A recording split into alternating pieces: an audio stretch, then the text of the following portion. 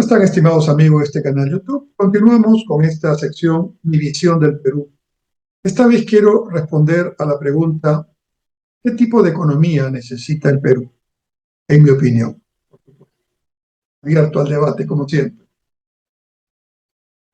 Creo que para responder esta pregunta debemos primero mirar las últimas décadas en el Perú, sobre todo a partir de los años 50 del siglo pasado.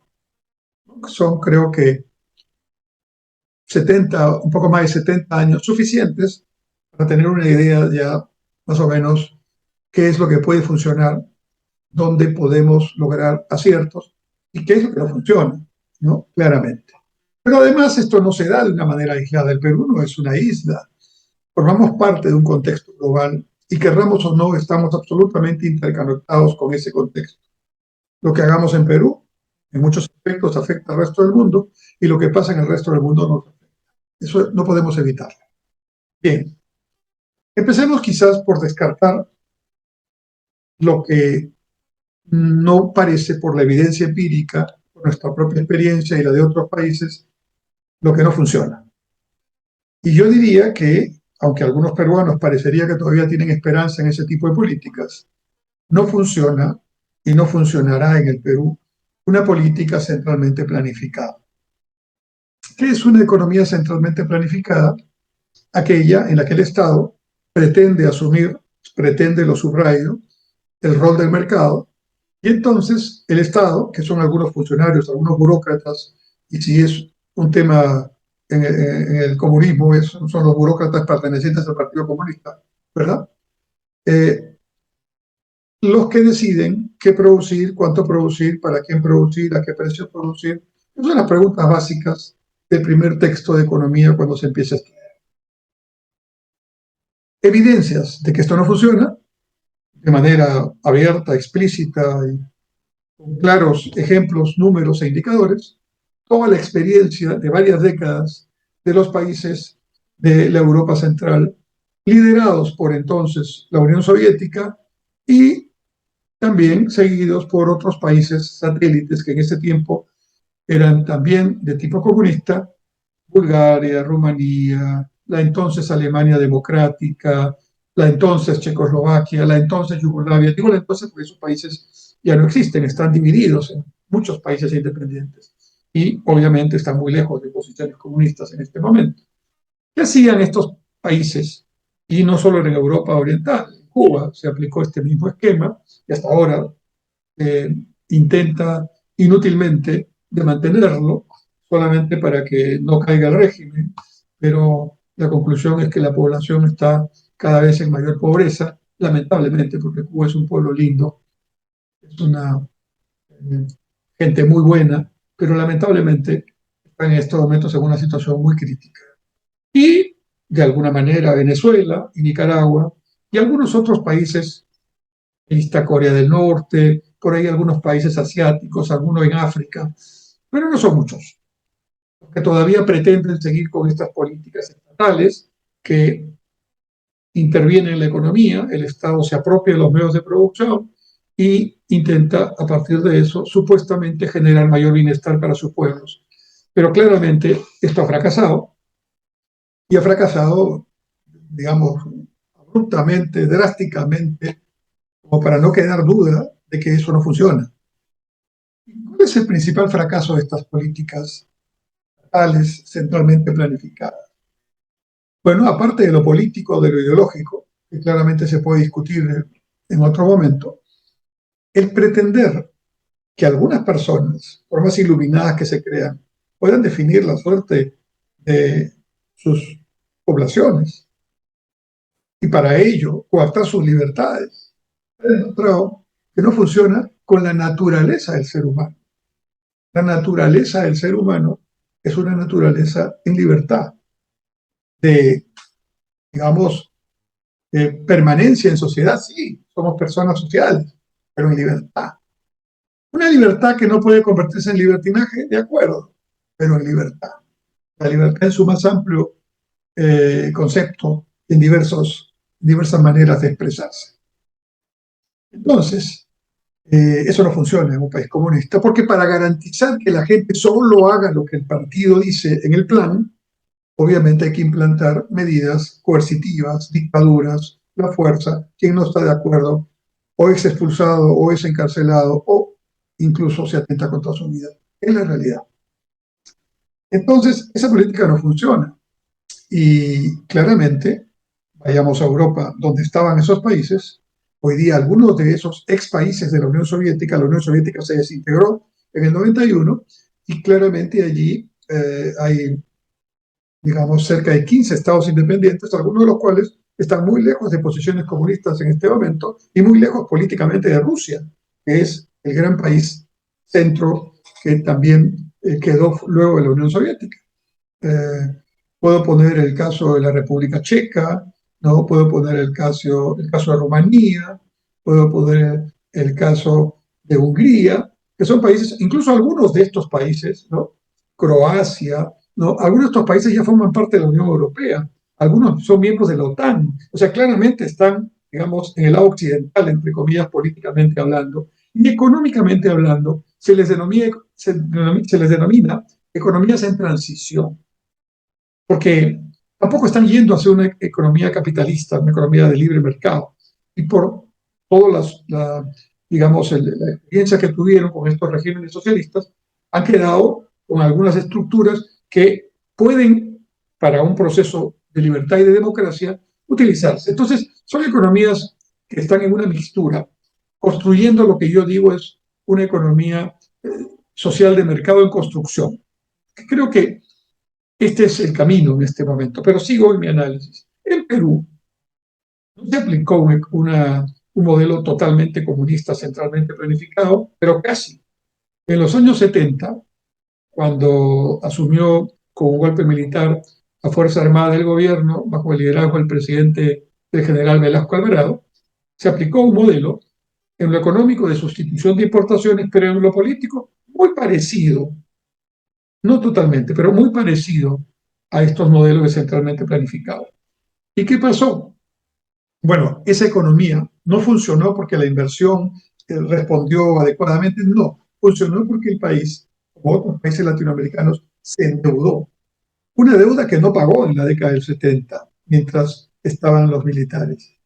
Y cuando ya el Perú recuperó en la década del 80 la libertad y la democracia, a los dos gobiernos constitucionales de la década del 80 les correspondió pagar la factura de esa deuda que se había generado para pagarse después, con gran irresponsabilidad. Y ahí empezaron los problemas. En el análisis sereno, no en la pasión política, esto claramente se puede hablar de errores políticos en los 80, sí, y hay que hacer autocrítica de ellos, pero el contexto hay que también entenderlo. Bien, entonces, políticas donde el Estado pretende sustituir al mercado eh, claramente no funcionan. Tenemos ejemplos allá y aquí. Al otro extremo está la economía de libre mercado. ¿Dónde podríamos ubicarla? Bueno, algunos dicen en Estados Unidos, pero Estados Unidos es un país muy curioso porque si bien en lo político y en su constitución y en su filosofía de vida, la libertad y la democracia son fundamentos no negociables, lo demuestran más de 2 siglos de democracia ininterrumpida, sin golpes militares, etcétera. A pesar de sus dificultades, a pesar de sus crisis, la última de ellas, el presidente Trump entonces tratando de llevar a la población a tomar el Congreso, casi un golpe de Estado, que no prosperó, porque las instituciones se defienden, los poderes tienen la suficiente autonomía y separación para poder garantizar que si hay abuso de alguno, los otros compensan y evitan ese abuso. Y ahí está. Pero en la economía, si bien es cierto, se promueve el libre mercado, el Estado el Estado norteamericano es un Estado muy fuerte, contrariamente a lo que se pueda suponer. Les voy a poner un solo ejemplo. Yo tuve la oportunidad durante varios años de estar a cargo de las negociaciones comerciales de Perú en la década del 80. Y cuando negociaba con Estados Unidos, en ese tiempo habían cuotas textiles para nuestras exportaciones, nos encontramos con un aparato burocrático complicado, ¿no? Mientras aquí las negociaciones comerciales están a cargo de un solo sector, el MINCETUR, En Estados Unidos, las negociaciones comerciales las maneja el USTR, ¿no? La oficina de representante del presidente de los Estados Unidos para el comercio exterior. Pero el Congreso, que tiene que ratificar los acuerdos comerciales negociados por el Ejecutivo norteamericano, el Congreso tiene que, digamos, decir sí o no. Y para ese sí o no, tiene todo un aparato, un edificio de asesores, que es el ITC, el International Trade Commission, ¿no? Y claramente todos divididos por regiones, por sectores, por tipos de acuerdos, etcétera. Eso nomás para efectos de quienes asesoran las negociaciones o la ratificación de los tratados. Pero Estados Unidos no hace ninguna negociación comercial si no tiene, digamos, una política de la Secretaría de Estado o del Secretario de Estado que dice, sí, con este país vamos a negociar, vamos a conversar. Porque para Estados Unidos el comercio internacional se subordina dentro de su política de Estado en función de derechos humanos, libertad económica, ahora incluyen también otros aspectos vinculados a la democracia, por supuesto, ¿no? Bien, entonces Estados Unidos dice, bueno, con estos países negocio, con estos países no negocio. Por ejemplo, cuando en la década del 90 se desarrollaron unos acuerdos especiales con los países andinos para darles facilidades a sus exportaciones a cambio de que sigan luchando contra la droga, contra la producción de cocaína prácticamente. Entonces, Estados Unidos dio esas facilidades a todos los países andinos menos a uno, a Venezuela, con quien no negoció. Y cuando se negociaron tratados de libre comercio, no negoció con Venezuela en ningún momento. Entonces, el Departamento de Estado, que es como una especie de Secretaría de Relaciones Internacionales, como la Cancillería peruana, pero al mismo tiempo es como la Presidencia del Consejo de Ministros, nivel que tiene el Secretario de Estado, es quien decide políticamente si van o no las negociaciones. Pero además, el Departamento del Tesoro, es como el Ministerio de Economía, es el que de alguna manera ve los aspectos económicos y financieros de esas negociaciones y sus implicancias para los Estados Unidos. Y el Departamento del Trabajo ve las implicancias que puede tener en el mercado laboral norteamericano. Y de acuerdo al tipo de producto está el Departamento de Agricultura y otros departamentos que también intervienen en las negociaciones. Y existe un Ministerio de Comercio similar al MINCETUR, pero que se dedica a ver los aspectos comerciales internos de los Estados Unidos. Aparte de eso, tenemos las aduanas, ¿verdad? Aparte de eso, tenemos las agencias oficiales de los Estados Unidos que se dedican a ver temas específicos, como el APHIS, que es la agencia para ver todo lo que significa plantas y animales, o el FDA, que es la agencia de drogas y alimentos, ¿no? Entonces, es realmente una suerte de aparato burocrático muy complicado. ¿A dónde voy? Que la economía de libre mercado es más una filosofía de pensamiento, de cómo dirigir la economía, con aquellos conceptos que daba en el siglo XVIII Adam Smith, dejar hacer, dejar pasar, o con aquellos conceptos ya más modernos que daba von Hayek y von Mises, o muchos más modernos con Friedman y la libertad de elegir, el poder del mercado. Pero claramente la economía de libre mercado como tal, estando al otro extremo de la economía centralmente planificada, tampoco funciona y tampoco se aplica de una manera estricta como dice el texto teórico. Entonces, cuando hablamos en el Perú de economía de libre mercado o de economía estatal, claramente estamos ubicando al Perú en una condición supuesta de que, digamos, vamos a ir en un camino u otro que en la práctica estoy conversando con ustedes y tratando sustentarles que no funciona. Entonces, como dice Rosling, en la vida, en la política, en la economía, no funcionan los extremos, funciona el centro. Y esto, la ciencia estadística lo termina de plantear cuando definimos una función normal, una media, desviaciones estándar, y nos concentramos en la hipótesis que la población tiene una distribución normal, o sea que está al centro. Entonces, ¿cuál es la posición del centro en la manera de hacer economía? Podríamos llamarla una economía social de mercado, ¿no? Una economía social de mercado es, en pocas palabras, una economía donde coexisten el mercado y el Estado, cada quien haciendo su tarea y complementándose para el objetivo común, que no es otro que el desarrollo y el bienestar de las personas. Bien, el mercado, ¿cuál es su función? El mercado, cuando funciona, funciona bien y distribuye los recursos en función del factor escasez, los precios son los indicadores de esta escasez, y el mercado, cuando hay muchos competidores, muchos demandantes, cuando hay transparencia de información, a veces no la hay, es cierto, pero cuando la hay, funciona bastante bien, ¿no? Y entonces, digamos que la tarea de la economía en términos de inversión, crecimiento y generación de empleo, la tiene el sector privado a través del mercado. Primera parte. ¿Y qué hace el Estado en esta economía social de mercado? El Estado lo que hace es no pretender suplantar al mercado. Un error terrible de concepción, ¿no? De lectura de lo que ha pasado y pasa. Lo que va a hacer fundamentalmente es, primero, una tarea irrenunciable que tiene el Estado es dar el norte, dar la visión a donde va el país. Porque el mercado por sí solo está en función de ganancias, está en función de necesidades y de ganancias, ¿no? De oferta y demanda, pero no necesariamente va a dar un curso que va a ser el curso que permita que la población en su conjunto mejore su nivel de vida. Por sí solo no lo va a hacer. Entonces el Estado está encargado de esa tarea, dar el norte, hacer el planeamiento estratégico, mejor si es consensuado, para orientar el rumbo del país. ¿Qué más tiene que hacer el Estado?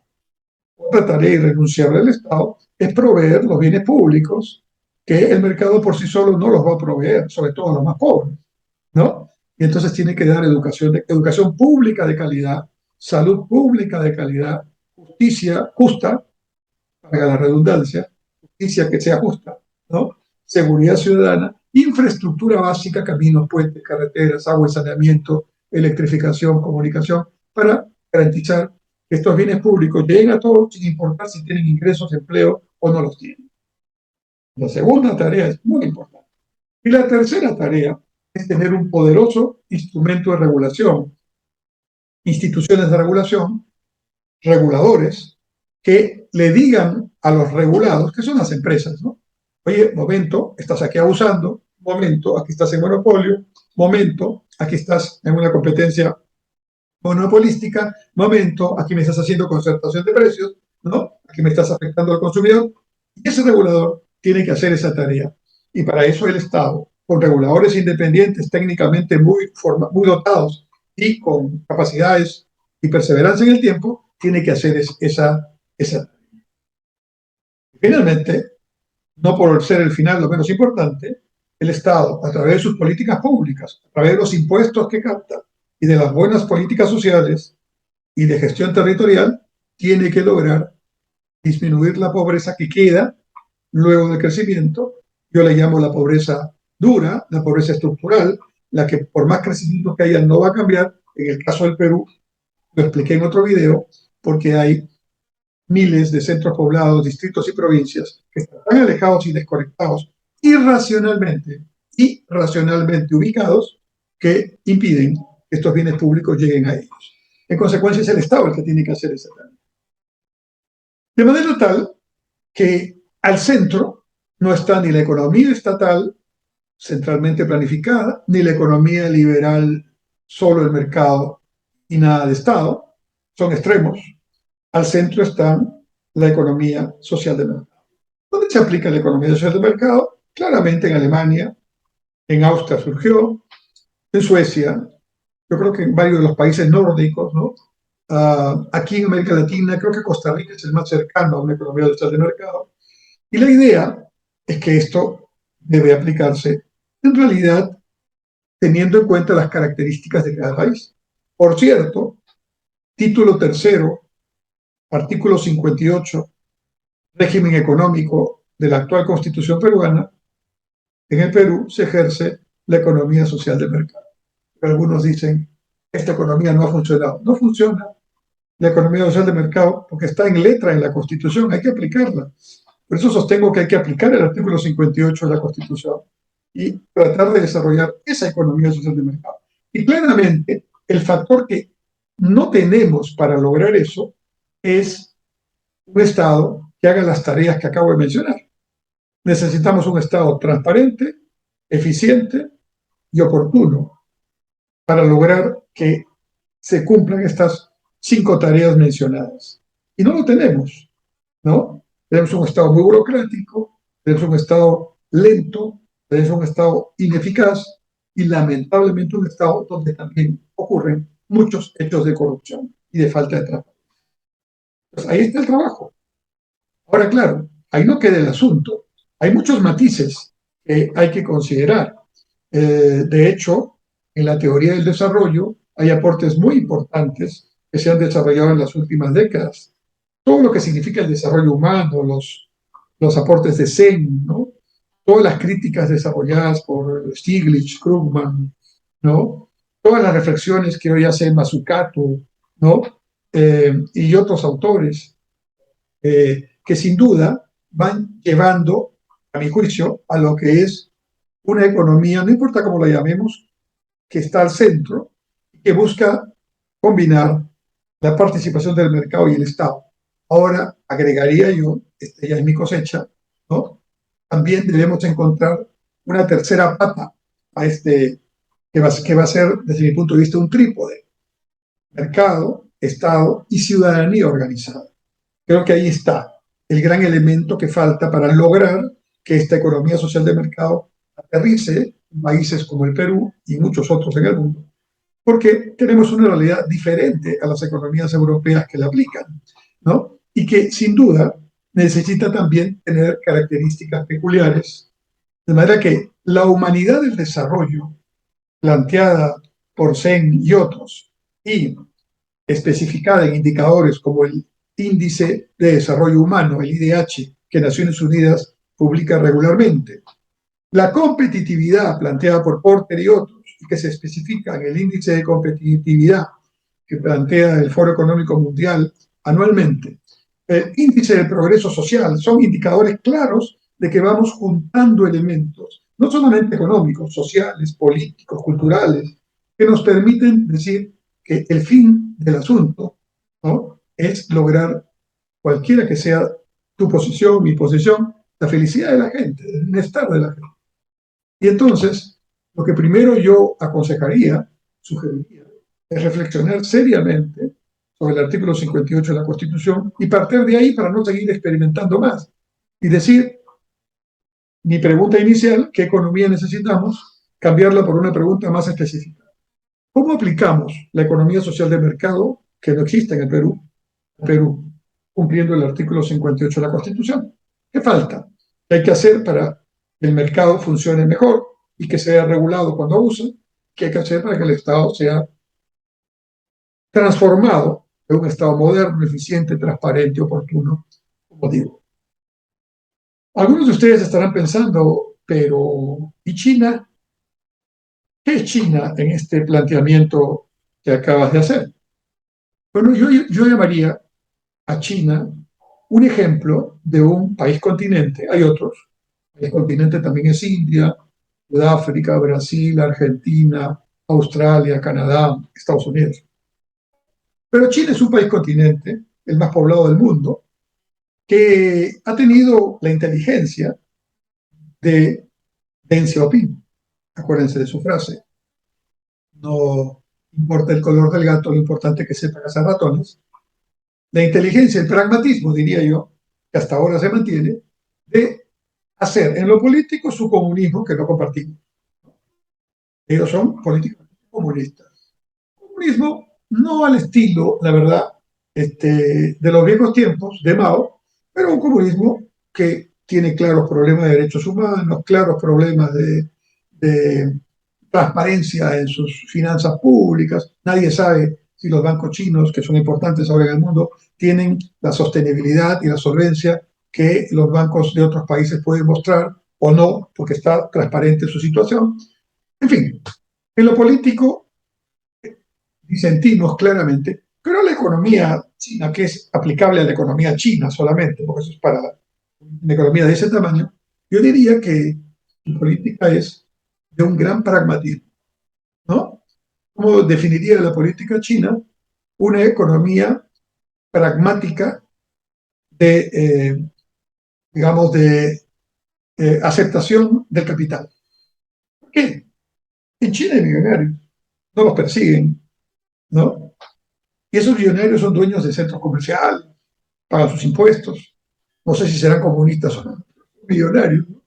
Y hay grandes corporaciones que son del Estado, es cierto, ahí viene la economía estatal, no, eso no ha variado en el tema, pero aceptan el capital, hacen negociaciones con el mundo, y claramente eso ha significado que China esté en el puesto que está y probablemente seguirá en ese ascenso. Ahora, podrá convertirse en la primera potencia del mundo. Ahí vienen otros temas que no son económicos que tendrán que dilucidarse en su momento. Yo pienso que tendrían que haber algunas reformas para que eso ocurra, como para que la moneda china, el yuan, pueda convertirse realmente en una moneda como lo es el dólar ahora. Hay elementos que faltan, que no están claramente determinados, pero que es importante y que su economía tiene, a pesar de sus problemas políticos, un funcionamiento, es claro, y un progreso, sí, señor, pero no es aplicable a otros países, no es exportable como modelo, porque es aplicable a una China que tiene más de 1.700 millones de chinos y que tiene que resolver ese problema de darle alimentos, de darle trabajo y de constituir a base de esa potencia, a base de esa potencialidad, un desarrollo que lo ponga entre los líderes que disputan ese liderazgo en el mundo. Entonces, la respuesta a mi pregunta, economía en el Perú, no tiene una respuesta que sea, miren, es 1, 2, 3, 4, 5. No, porque sería mentirles. En estos momentos estamos en un proceso de transición de todo, incluido de las ideas políticas y económicas. Pero claramente la evidencia, los casos, la experiencia, la teoría, los fracasos de muchos y los aciertos de otros nos hacen ver que el tema no está ni aquí ni aquí, no está en los extremos, está el centro. Y el centro incluye al mercado, no lo excluye, incluye un Estado, pero reformado en las condiciones que he mencionado, e incluye, a mi opinión, también una transversal participación de la ciudadanía, que en muchos aspectos es hoy día clave para el proceso del desarrollo. De manera tal que yo creo que para no seguir en una discusión teórica o filosófica como la que estoy en parte haciendo, yo plantearía, concentrémonos en esta discusión, en aplicar o en estudiar o en discutir o en debatir cómo aplicar el artículo 58 de la Constitución que dice la iniciativa privada es libre y se ejerce en una economía social de mercado. Abierto al debate, esas son mis formas de ver el tema. Es un tema muy complejo, pero creo que por lo menos debemos ubicarnos al centro para seguir discutiendo.